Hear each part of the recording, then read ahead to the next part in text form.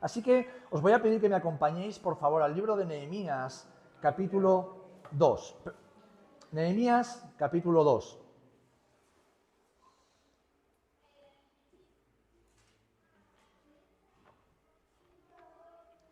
Seguro que ya muchos sabéis de qué vamos a hablar en esta mañana.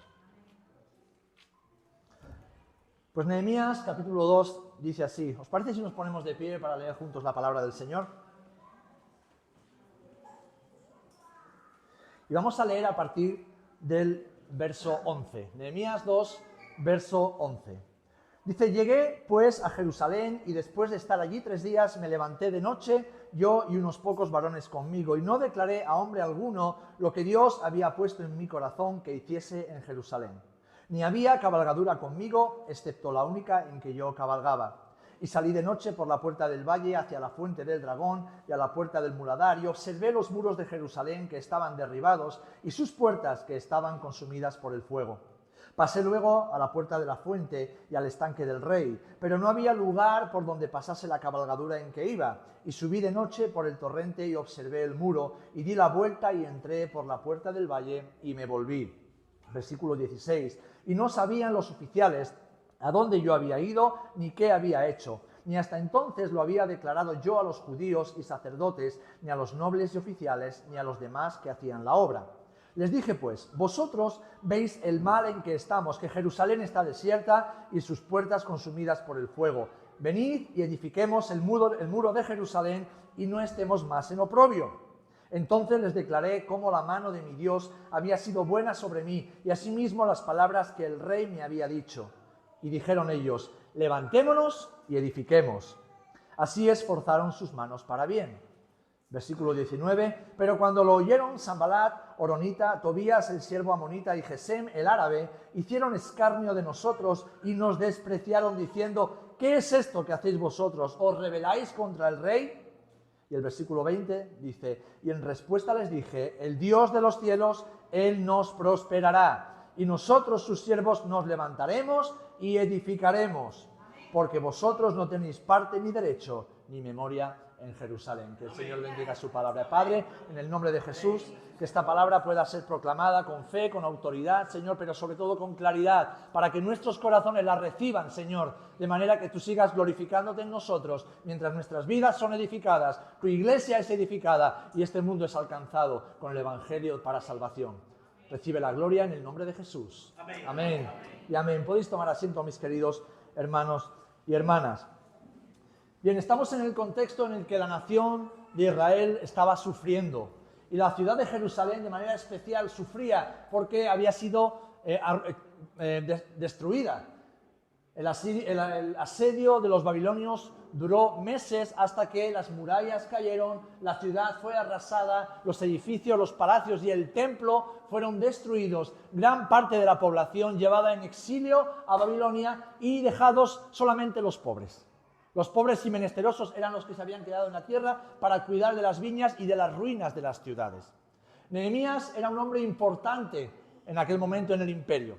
Era el copero del rey, era el que se encargaba de que nada con veneno o nada peligroso para el rey fuera introducido en sus alimentos y en su bebida.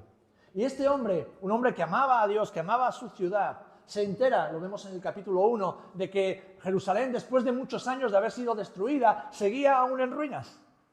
Y para una ciudad antigua eso era terrible. ¿Por qué? Porque en un momento donde las ciudades eran ciudades-estado que peleaban unas contra otras, donde las leyes de la guerra eran vigentes a cada momento, una ciudad sin paredes, sin murallas, sin puertas, era una ciudad, como dice aquí, en oprobio, en vergüenza. Era una ciudad que no podía defenderse. Era como una mujer desnuda en medio de la calle, expuesta a los peligros. Amén. Y Nehemías se entera de que Jerusalén, después de muchos años, aún seguía arruinada. Hermanos, la vida de toda persona es como un edificio que se construye con los años desde el momento en que nacemos. Tu vida no es el resultado de lo que piensas hoy, sino que lo que piensas hoy es el resultado de tu vida. La educación que recibimos, las experiencias que tenemos, lo que vamos aprendiendo son como piedras que van colocándose en nuestra vida, nos van edificando, nos van construyendo y van dando forma tanto a lo que hacemos, es decir, nuestro comportamiento, como a nuestra manera de pensar. Lo que pensamos no es producto del azar, es producto de un resultado que tiene influencias no solamente de nuestros papás, sino de nuestros abuelos, de las pasadas generaciones, del país, la cultura, el lugar donde hemos nacido y crecido. Además de esas experiencias, todos tomamos decisiones. Y sabéis, los seres humanos somos expertos en tomar malas decisiones. Por eso el Señor nos compara con ovejas. ¿Saben cuál es el trabajo preferido de una oveja? Yo es que he trabajado desde jovencito, siempre he estado en el campo con mi familia y he cuidado de ovejas, de vacas, de cerdos, de conejos, de gallinas, un poco de todo. Luego con el tiempo entendí por qué el Señor me tuvo entre animales. ¿Saben cuál es el trabajo preferido de una oveja? Perderse. Perderse. Y romperse una pata. Y luego ir por todo hasta que la encuentran, la curan y la sanan. Qué curioso que Jesús nos compara con las ovejas. No nos compara con una cabra ni con... Aunque cabras hay, cabras hay. No nos compara con un conejito ni con un cerdito, no. Con ovejas. Dejamos esto para otro tema de exposición. Pero mis queridos hermanos, tomamos decisiones y esas decisiones en ocasiones no son acertadas, lo cual provoca derrumbes en nuestra vida interior. Esos derrumbes se convierten en ocasiones en escombros, y vamos a hablar de eso. Escombros que necesitamos retirar para poder edificar sobre un cimiento sólido. Fijaros, en la historia de Nehemías encontramos algunos principios espirituales que quiero compartir con vosotros y que si los ponemos en práctica nos ayudarán a edificar vidas sólidas, iglesias fuertes. Yo siempre digo una cosa, como coordinador de la Junta de la Conferencia Nacional de Hombres, llevo trabajando con varones más de 25 años, casi 30 años. O sea que ir calculando, veis lo viejo que me voy haciendo. Una carga, un peso que el Señor puso en mi corazón, porque desde bien pequeñito y habiendo tenido una trayectoria donde durante los primeros 20 años de mi vida mi relación con mi papá no fue nada buena y eso me marcó por mucho tiempo, fui consciente de que si la cabeza no está fuerte, todo el edificio se derrumba. Y eso lo tenemos en las sociedades. ¿Se dan cuenta de por qué las iglesias están más llenas de mujeres que de hombres? Porque hay cabezas que no saben que son cabezas y se ponen cabezones. Se les olvida su llamado, su identidad principal como hombres escogidos de Dios. Entonces es necesario, mis amados, saber de dónde vienen esos escombros, porque esos escombros son como las grietas, de las cuales hablaremos después. Y el Señor nos llama a edificar sobre un cimiento sólido. Ese cimiento sólido se llama Jesús. Y ese cimiento sólido es la palabra de Dios, Jesús, el verbo hecho carne. Una palabra, una roca, un cimiento que jamás será conmovido. Una verdad que nos hace libres. Una verdad que nos permite edificar con solidez para caminar hacia el propósito de Dios, no solamente para nuestras vidas, para nuestras familias, también para la iglesia del Señor. Fijaros, un hombre fuerte permite que el matrimonio sea fuerte. Un matrimonio fuerte produce una familia fuerte. Muchas familias fuertes hacen que la iglesia sea una comunidad fuerte y muchas comunidades fuertes impactan a la sociedad con el nombre de Jesús. Esto no estaba en las notas, pero hermanos, lo siento, es lo que tenemos que recordar, si no haber invitado a otro, ¿verdad? Escombros. Vamos a ver si funciona el aparatito. ¿Se lee en la pantalla? Está encendido, otra cosa es que me haga caso.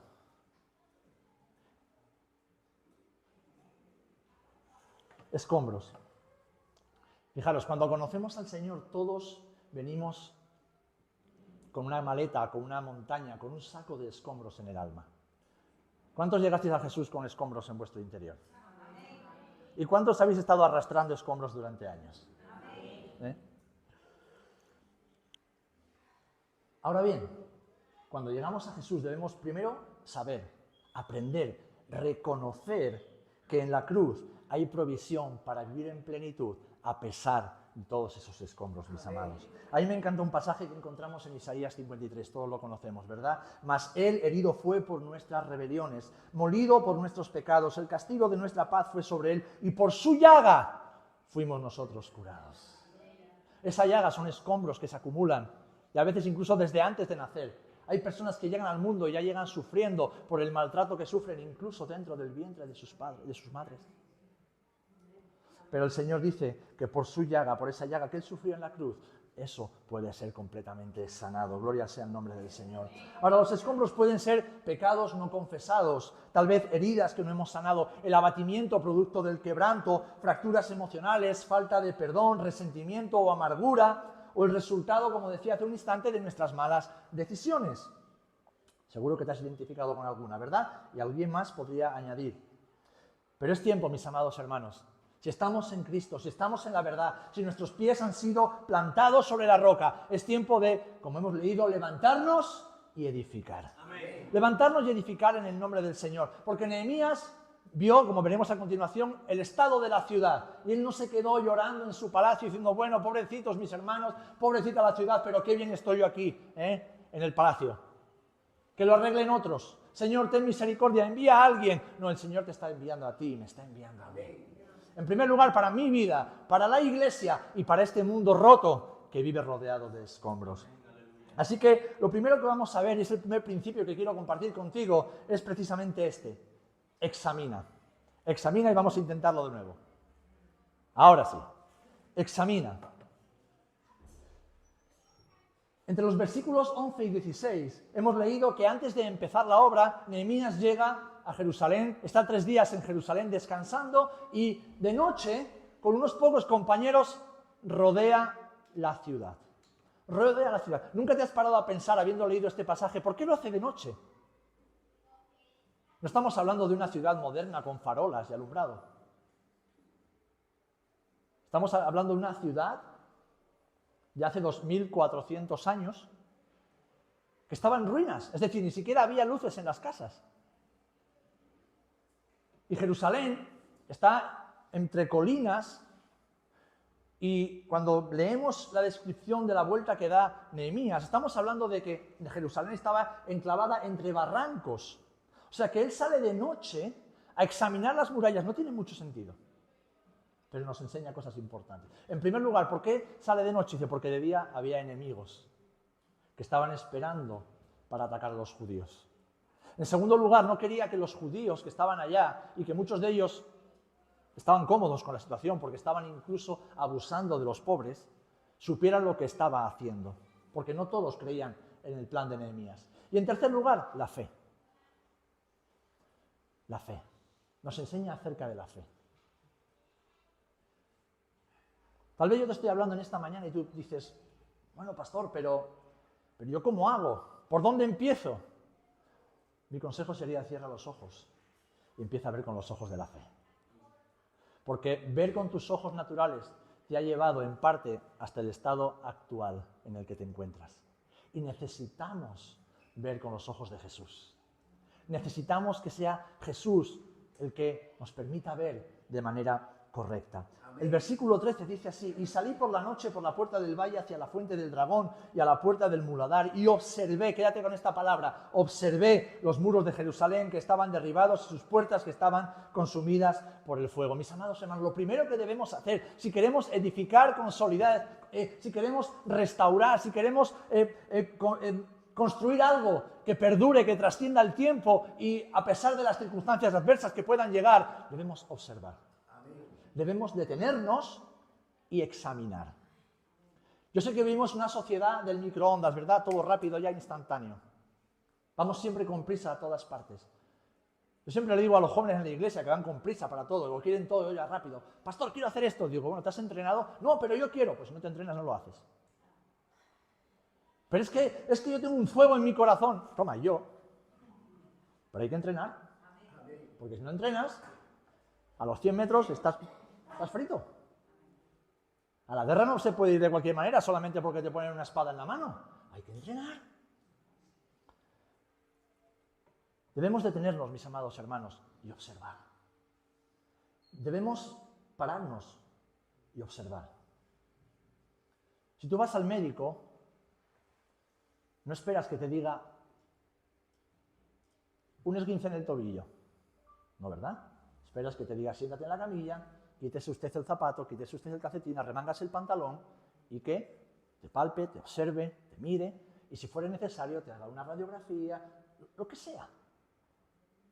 Un médico tiene que observar para saber qué es lo que le pasa al paciente. Y cuando tal vez la enfermedad o el daño es interno, pues tienen que hacer pruebas que en ocasiones duran meses hasta descubrir. Hermanos, debemos, como hizo Nehemías, examinar el estado de las murallas. ¿Qué quiere decir esto? Que debemos examinar nuestra vida a la luz de la palabra de Dios. Por eso fue a oscuras.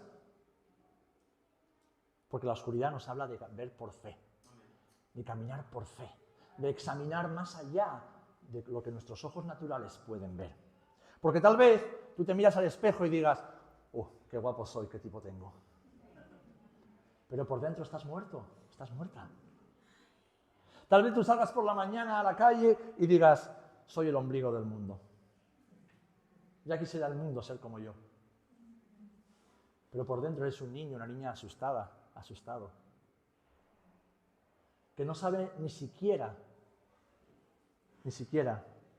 tomar decisiones correctas. Necesitamos por la fe que nuestras vidas sean analizadas a la luz de la palabra de Dios. ¿Saben por qué? Porque la palabra de Dios saca a la luz lo más escondido de nosotros. Para mí leer la Biblia es peligroso, es muy peligroso, porque me deja en vergüenza cada día. A mí la Biblia me recuerda lo miserable que soy, pero a la vez cuán grande es el amor de Dios por un miserable como yo. La Biblia es como un espejo en el que cada día digo, uy, Señor, qué mal me he peinado esta mañana. Y en mí, ya que es difícil peinarse, ¿eh? Pero es que no estamos hablando de lo externo, porque lo que Dios ve es el corazón. Y la palabra de Dios es esa luz, esa lámpara que alumbra en lo más profundo. Tiene una capacidad sobrenatural, porque viene de Dios de ver donde nadie más puede ver. De observar y sacar a la luz lo que nadie más puede ver. Y si somos honestos, podremos decir, como decía el salmista, ¿verdad? En 2 de Samuel, capítulo 22, tú eres mi lámpara. Señor, tú eres mi lámpara, mi Dios alumbrará mis tinieblas. Así que si hubiera un pecado no confesado o del que no somos conscientes, la palabra de Dios alumbra para traer orden a nuestras vidas, porque muchas veces los escombros son el resultado del pecado. Y debemos lidiar con ello. Dice el Salmo 119, 133, ordena mis pasos con tu palabra y ninguna iniquidad se enseñoree de mí. Si por el contrario estuviésemos abatidos, la palabra de Dios, como hemos leído, nos sana y nos da vida. Dice el versículo 25 de este mismo Salmo, abatida hasta el polvo está mi alma, vivifícame según tu palabra. ¿Cuántos habéis experimentado esto? La hermana lo decía hace un instante. Leer la palabra de Dios y que de repente algo cobra vida en nosotros. Algo pasa. Es el milagro de la palabra de Dios actuando en nuestro interior. Si hay quebranto en nuestra alma o hay heridas emocionales que nos impiden avanzar en nuestra vida cristiana, en nuestra vida familiar, en nuestra vida personal, en el ministerio que el Señor nos ha dado, su palabra es la que de nuevo nos sana y nos restaura. Dice el Salmo 147:3 que Él sana a los quebrantados de corazón y venda todas sus heridas. Si vivimos con resentimiento y sin perdonar a nuestros ofensores, su palabra nos recuerda, como dice Mateo 11, cuando estéis orando, perdonad si tenéis algo contra alguno, para que también vuestro Padre que está en los cielos os perdone a vosotros vuestras ofensas. Porque si vosotros no perdonáis, tampoco vuestro Padre que está en los cielos os perdonará vuestras ofensas. Y sabéis, este pasaje, a mí me ha estado reventando la cabeza durante años. Porque yo durante años tuve escombros por causa de la falta de perdón. Y la persona a la que más tuve que perdonar fue a mi padre. Y luego a hermanos en la iglesia. A mí donde más daño me han hecho ha sido en la iglesia. También porque es el lugar donde más he abierto mi corazón. Y por la falta de perdón, yo acumulé escombros que me impedían avanzar. Fui abusado sexualmente entre los 3 y los 4 años en el colegio, de forma reiterada. Pero con el tiempo eso se olvidó. Hasta que en un momento determinado la palabra de Dios empezó a hurgar en mi interior. Y yo digo, Señor, ¿por qué tengo tanta ira? ¿Por qué, si soy un tío tranquilo, de repente soy como un volcán que explota y arrasa con todo lo que está alrededor? ¿Por qué desconfío tanto de las personas? Y el Espíritu Santo me reveló que me habían hecho daño en mi alma cuando era pequeñito y estaba indefenso. Y eso me llevó a no perdonar a nadie que yo detectara como una amenaza para mi alma. Y tuve que perdonar. Amén. Y tuve que perdonar. ¿Saben? La palabra de Dios nos enseña que no hay pecado demasiado grande para Dios. No hay pecado que Dios no pueda perdonar. ¿Amén? Pero aquí dice que el que no perdona, Dios no lo perdona. Y la palabra no se contradice. ¿Qué sucede? Si la gracia de Dios es tan poderosa que no hay pecado que se resista a ella, ¿cómo es que aquí la gracia no puede actuar? Porque Dios nunca vulnera nuestra libre voluntad. El Señor nunca te va a obligar a que hagas algo. Te va a ofrecer la oportunidad de que lo hagas para que recibas el perdón. Por eso es tan importante perdonar, porque si el Padre nos perdonó a nosotros en Cristo cuando no merecíamos nada, ¿quiénes somos nosotros para no perdonar a nuestros ofensores? Y yo recuerdo el día que llamé a mi papá y le digo, papá, bueno, Aita, porque a mi papá le llamo Aita en euskera, tengo que hablar contigo. Yo tenía 20 años, tengo que hablar contigo. Y como buen vasco me lo llevé al monte. O bajamos los dos o no baja ninguno. Y le abrí mi corazón. Digo, Aita, durante 20 años he sentido esto y esto. No he llegado a odiarte, pero casi. Pero quiero que sepas que te he perdonado. Amén. Que te amo, que te bendigo. Amén. Y que eres el mejor padre que podía haber tenido. Mi padre se quedó flipado. Dice, ¿qué? Pues yo no sabía nada. Digo, claro, tú hiciste lo mejor que pudiste y lo mejor que sabías. Y mi vida empezó a cambiar. Amén. Y entonces el Señor me dice un día, ahora tienes que perdonar a los que abusaron sexualmente de ti. Y yo, Señor, pero si yo no sé ni quiénes son, si yo era un niño, ¿quién se acuerda de ellos? Ya, pero en tu alma tienes que soltarlo. Y recuerdo que me puse de rodillas y me puse a querer perdonar y no podía. Y entonces le dije, Espíritu Santo, quiero perdonar y no puedo, hay demasiados escombros. Y fue una brega durante varios, no sé si fueron minutos, horas o toda la noche, porque yo recuerdo que me levanté por la mañana exhausto. Pero cuando yo terminé esa oración, mis amados, no solamente había perdonado a esas personas, sino las que les estaba bendiciendo en el nombre de Jesús. Amén.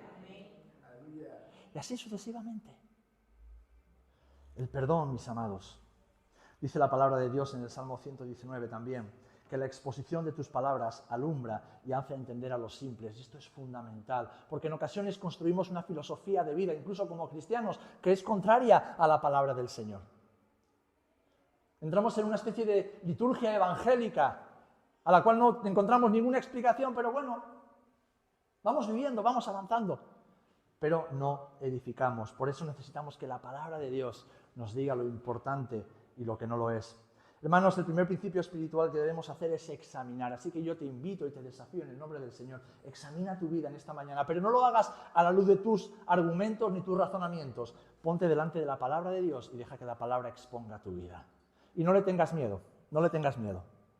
No le tengas miedo porque el mejor bálsamo que el Señor puede darte hoy es su palabra. Amén. El segundo principio que encontramos también aquí, lo vemos en el versículo 17, no sé si se va cambiando, ¿verdad? Es reconoce. Examina y después reconoce. Dice en el versículo 17, les dije pues, vosotros veis el mal en que estamos, que Jerusalén está desierta y sus puertas consumidas por el fuego. Venid y edifiquemos el muro de Jerusalén y no estemos más en oprobio. Una vez que hemos descubierto los escombros, debemos reconocer. Es decir, una vez que descubres lo que hay en tu interior, lo que hay en tu corazón, en tu alma, debes reconocerlo. Y alguien dirá, bueno, pero esto es una obviedad. No, porque hay miles de personas y muchos creyentes que huyen del sufrimiento. Hay personas que están tan aferradas a ese dolor, a ese sufrimiento, a esa herida que no la quieren soltar. Les da miedo. ¿Por qué? Porque esa herida les ha puesto en una posición de víctimas. Se victimizan. Y yo lo descubrí hace ya muchos años. Un hijo de Dios no es víctima de nada ni de nadie. Porque la gracia de Dios nos hace más que vencedores. Nos hace amados, nos hace adoptados, nos hace nuevos completamente. Y la víctima lo único que hace es vengarse de aquellos que le hacen daño. Por eso es importante reconocer. Es verdad, Señor, hay esto en mí, hay este pecado, hay esta mala actitud, hay esta herida, hay esta llaga, hay esta fractura, hay esto, Señor, lo reconozco. Lo reconozco, Señor. Sé que me va a doler, pero mete la mano. Sé que me va a doler que trates con esto, pero mete la mano. Si tú le preguntas a un árbol o a una planta, justo antes de ser podado, oye, ¿quieres que te podemos las ramas? ¿Qué te dirá el árbol? No. Pero si vas a quedar mucho mejor, te vas a fortalecer, en el futuro te va a hacer mucho bien. Ya, pero es que me va a doler. Claro que duele. Claro que duele. Pero nadie va al médico sabiendo que lo que le van a hacer no le va a doler. Amén. Yo recuerdo una vez, hace ya muchos años, mucho pelo, en que me fui, como buen adolescente, a un acantilado, a tirarme al mar, desde un acantilado con un amigo. Nos apasionaba. Bueno, a mí me gusta correr los toros en San Fermín, me gusta hacer montañismo, puenting, esas cosas. Cosas que le gusta a la gente normal, ¿no? Mi mujer tiene un corazón así de grande, porque la pobre... Bueno, pues recuerdo que Antonio, se llama mi amigo, oye, ¿de qué acantilado no nos hemos tirado todavía al mar? Y me dice, mira, me han hablado de uno. Bueno, nos fuimos, nos tiramos un montón de veces, con tan mala suerte, o simplemente es tentar la suerte, de que la última vez que nos tiramos, mientras trepábamos para ya volver a casa, él iba delante de mí, se aferró a una roca, se desprendió y la roca me vino encima, ¿no? Entonces me dio tiempo a apartarme y me dio en la rodilla. Claro, las rocas en los acantilados sabéis que son como cuchillas, ¿eh? De tanta erosión del mar se convierten en cuchillas. Y bueno, me cayó aquí la roca en la rodilla y mi rodilla se abrió por la mitad, ¿vale? No hace falta que te lo imagines, yo te lo cuento, ¿no? Tampoco hay que ser tan sádico, ¿eh? ¿Vale? No. Como veis, sigo jugando al fútbol hace 30 años después, ¿eh?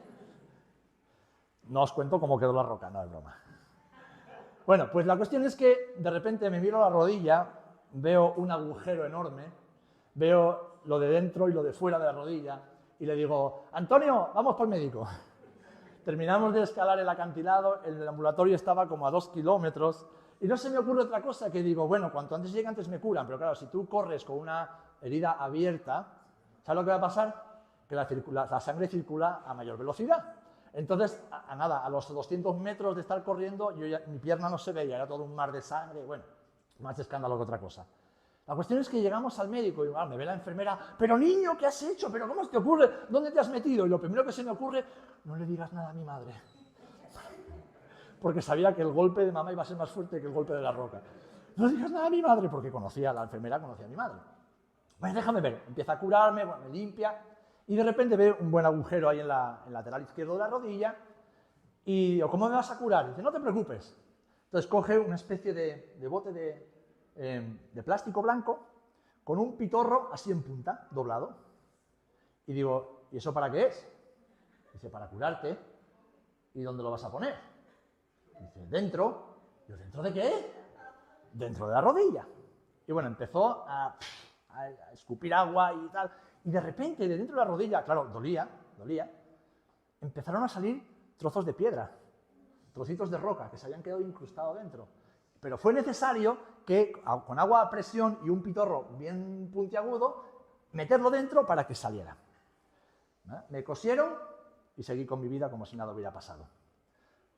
En casa me dieron bien, ¿eh? La cuestión es, que tiene que doler.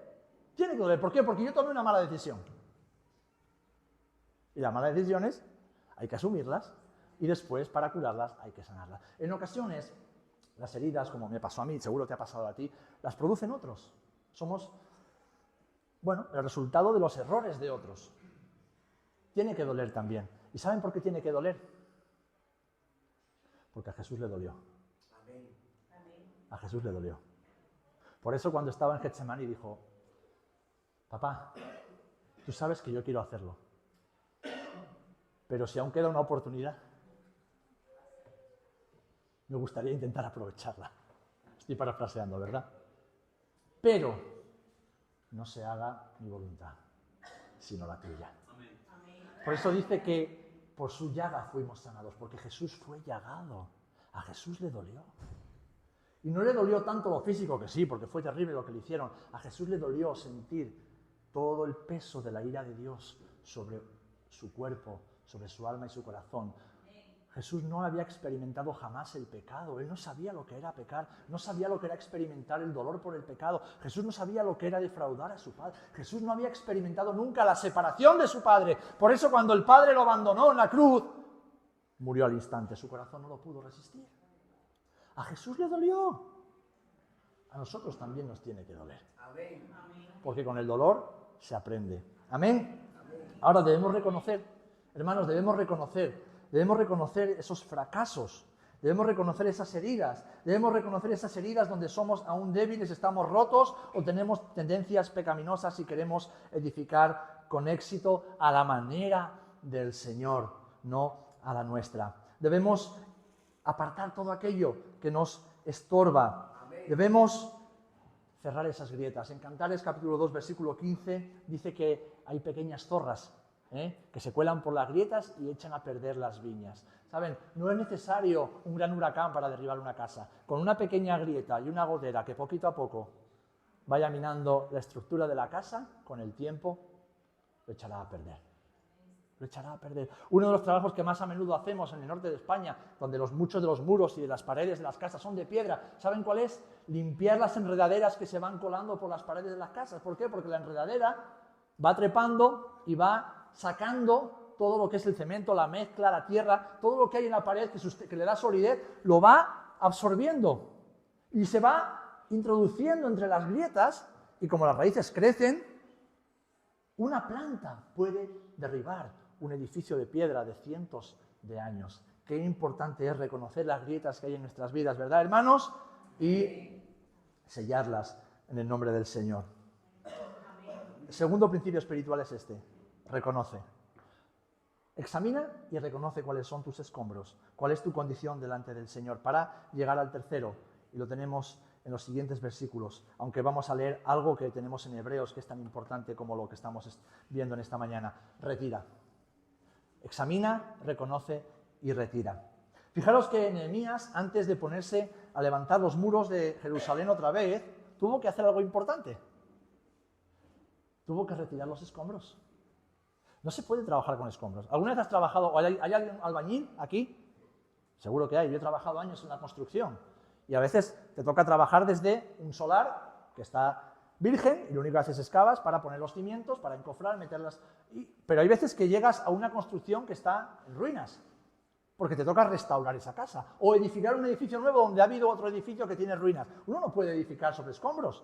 Es que no puedes ni caminar muchas veces, te tropiezas, te caes, te haces daño. Es necesario retirar todo, dejarlo todo limpio para volver a edificar con solidez. Y esto nos lleva al libro de Hebreos, capítulo 12, versículo 1, que todos conocemos, ¿verdad?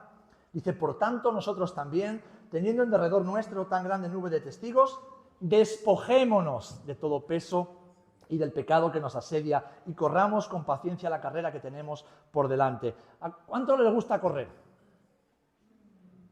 Hay que hacer deporte, hermanos.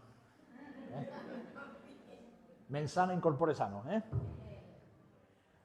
Bueno, pues si no puedes correr, anda. Anda. Anda, corre. ¿A cuánto les gusta ver a otros correr? El atletismo, las olimpiadas, ¿Se han fijado ustedes que los maratonianos son saquitos de huesos? Tú podrías pensar cuando los ves en la salida, pero pobre hombre, si se va a morir. Pero si se va a morir, si no pesa ni 30 kilos, ¿a dónde va? Y corren 42,5 kilómetros en 2 horas y pico. Pero si eso lo hago yo en coche. No se puede correr una carrera de larga distancia con sobrepeso. No se puede edificar con una mochila a la espalda. No se puede ir hacia el propósito de Dios en nuestra vida arrastrando cosas que nos atascan y nos impiden avanzar. Sí, tenemos el deseo, tenemos la intención, ¿verdad? Jesús le decía a sus discípulos, ¿otra vez habéis quedado dormidos?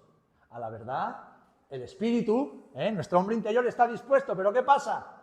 Que la carne es débil y como tenga sobrepeso, despojémonos, retiremos los escombros que hay en nuestra vida. Retiremos. Hermanos, mirad, Jerusalén estaba en ruinas. Toda la nación estaba sufriendo. ¿Saben por qué? Porque habían confiado en los ídolos y habían dejado de confiar en el Señor. Y esto nos recuerda que cualquier cosa o persona en la cual depositemos nuestra confianza que no sea el Señor, nos va a hacer fracasar. Puede ser tu esposo, tu esposa, tus hijos, el trabajo, el ministerio, la economía, yo qué sé lo que puede ser. Los seres humanos hacemos ídolos de cualquier cosa. Cualquier cosa o persona que no sea Jesús, en quien depositemos nuestra confianza, nos hará fracasar y arrasará con todo. Así que, mis amados, si queremos edificar, debemos deshacernos de todo aquello que ocupa el lugar que solo a Jesús le pertenece en nuestras vidas. Debemos retirar las estructuras que hemos levantado tal vez en nuestra vida, en nuestra mente, en nuestra familia, y que lo hemos hecho sin consultar al Señor y limpiar el terreno hasta que encontremos la roca firme.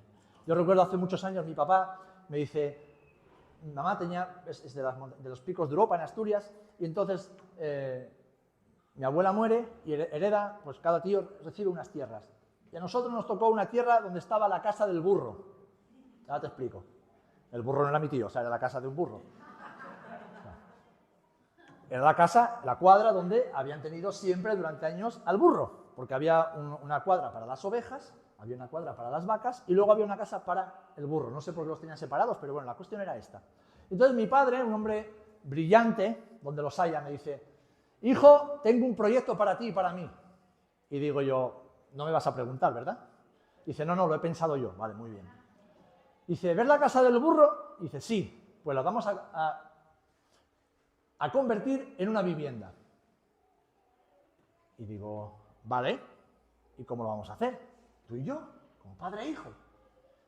Muy bien, bueno, pues habrá que bajar a la tienda, al almacén, comprar el ladrillo, comprar el cemento, comprar la arena, comprar las vigas. Dice, no, la vamos a hacer de piedra. Y digo, vale, ¿y dónde están las piedras? Hay que ir a buscarlas. ¿Y las vigas? Si tenemos aquí un montón de bosques y de árboles que son todos nuestros. Ajá, o sea que solo vamos a comprar cemento y arena, ¿no? Casi 5 años estuvimos, mi padre y yo empecé con 14 y acabé casi con 20. Y construimos una casa, toda de piedra y de madera. Y la piedra la fuimos a buscar, la labramos nosotros, la colocamos nosotros, los troncos los buscamos nosotros, los cortamos nosotros, los tallamos, le dimos forma, los dejamos secar. Y Asturias no es como Cádiz, que es así. La recta más recta es así. Y si el tronco estaba arriba, pues muy bien. Pero si el tronco estaba abajo y el burro ya había muerto. Así que ¿a quién le tocó hacer de burro? No te fíes de los flacos, ¿eh? Bueno, la cuestión es que uno de los momentos más importantes que mi padre me enseñó fue este. Porque claro, ya teníamos mucha piedra acumulada, teníamos algunas vigas preparadas, y de repente veo que me da una azada, un azadón. Dice, ponte a excavar. Había puesto una cuerda, con la plomada. Dice, ponte a excavar en línea con esta cuerda. Te quiero que excaves todo en línea recta y tiene que tener una anchura de 1 metro. Y yo, vale, ¿y hasta dónde excavo? Hasta que encuentres la roca viva. ¿Y qué es la roca viva? Dice, donde ya no hay más tierra. Donde ya no se puede excavar más. Yo creo que nunca tuve tantos callos en las manos como en esos años.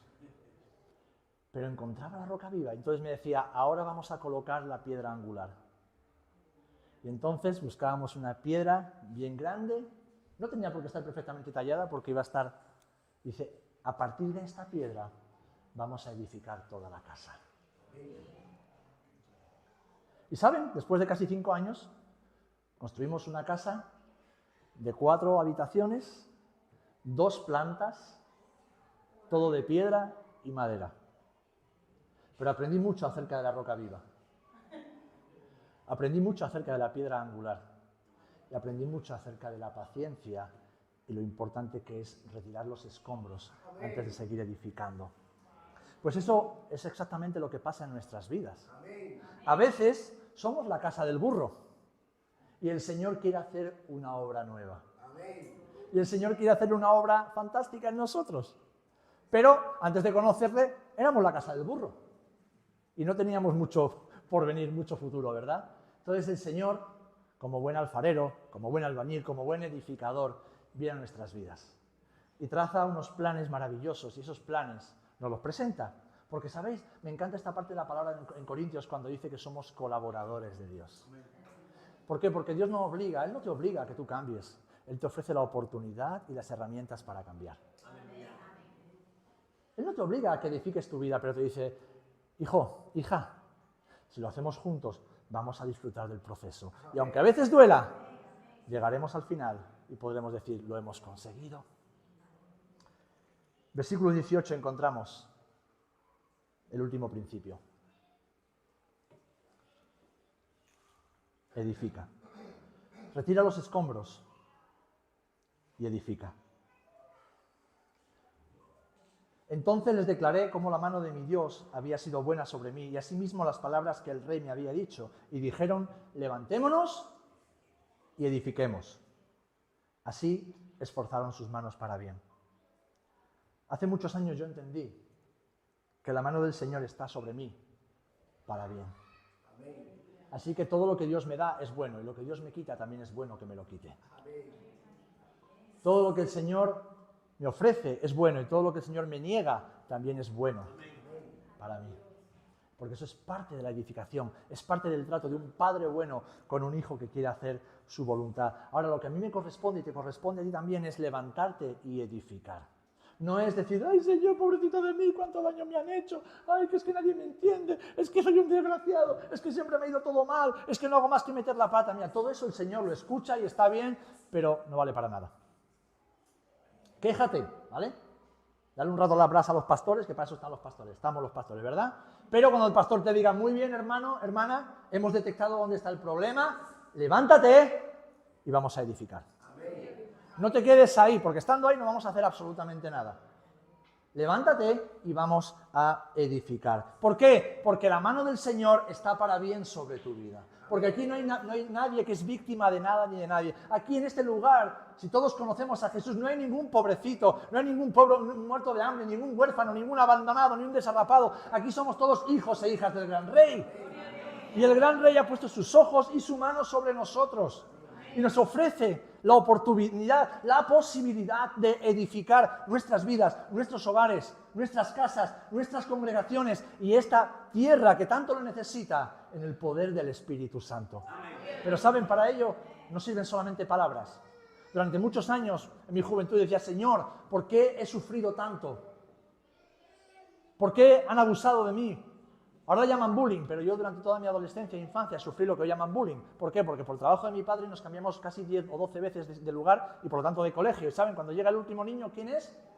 El tonto. Hay que vacunarlo. Y durante muchos años yo, Señor, ¿por qué? Hasta que un día el Señor me dijo, cambia la pregunta, anda. ¿Para qué? No, hermanos, no cambiaría ni un solo segundo de mi vida. ¿Por qué? Porque ahora yo puedo testificar lo que Jesús ha hecho en mí. Si me hubiera ido todo bien, ¿qué tengo que contar? No tengo ninguna historia que contar. Y gloria a Dios por los hermanos que sufren menos, ¿eh? No estoy diciendo que haya que sufrir gratuitamente.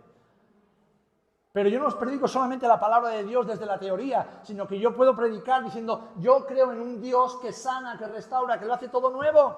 Yo creo en un Dios que perdona. Yo creo en un Dios que no mira nuestra condición por lo mucho o poco que tengamos, sino que nos ama incondicionalmente y que lo único que desea es hacer su obra en nosotros si le creemos y le dejamos. Amén. La gente puede decir, pero bueno, demuéstramelo.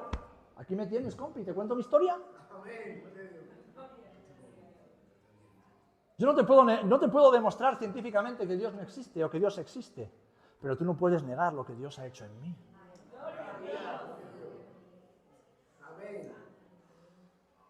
Y ese es el poder del Evangelio. Vidas transformadas para transformar.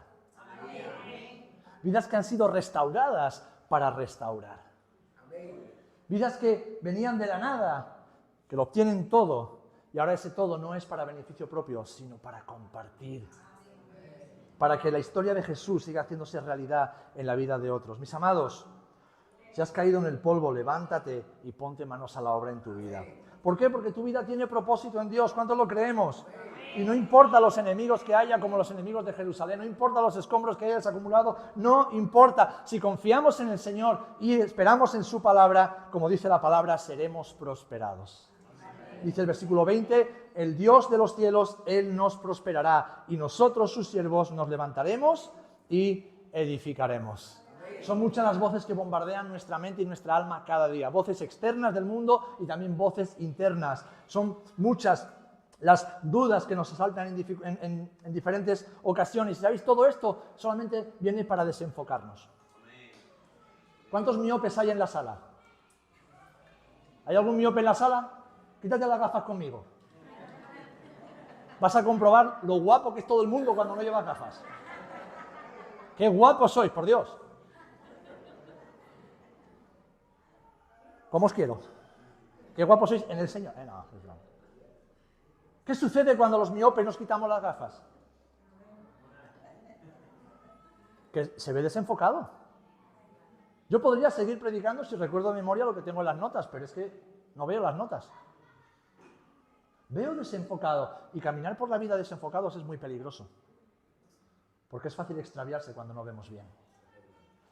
Y muchas de esas voces que nos bombardean nos desenfocan para que no podamos edificar con solidez. Por eso, mis amados, debemos hacer como Nehemías, a oscuras, examinar nuestra vida a la luz de la palabra de Dios y enfocar nuestros ojos de nuevo en Jesús, porque solo en Él podemos edificar nuestras vidas y la iglesia.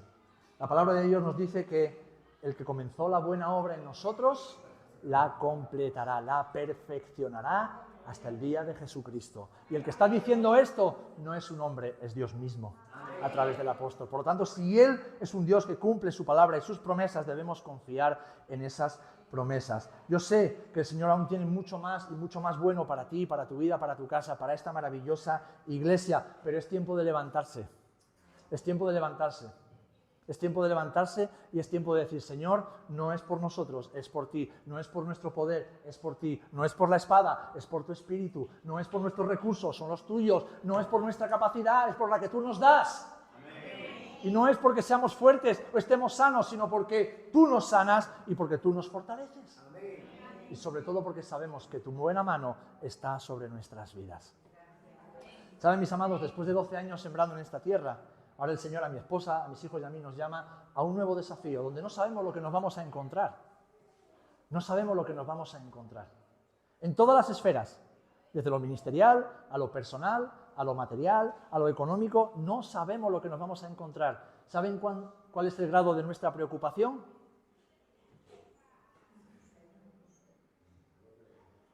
¿Saben por qué? Porque sé en quién he creído. Yo sé en quién he creído. Tu fe tendrá el tamaño del Dios que tengas en tu corazón. Y este pasaje termina diciendo el Dios de los cielos. Ese Dios que dice Salomón que los cielos de los cielos no lo pueden contener. El Dios de los cielos. Ese es mi Dios. Ese es tu Dios. El Dios de los cielos es tu Dios.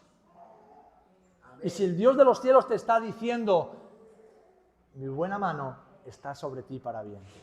Mi buena mano está sobre ti para bien. ¿Qué puedes temer? ¿Qué debes temer? Absolutamente nada. Solamente debes levantarte, retirar, reconocer, examinar todo lo que Dios te pida en este momento de tu vida y edificar. Edificar. Edificar.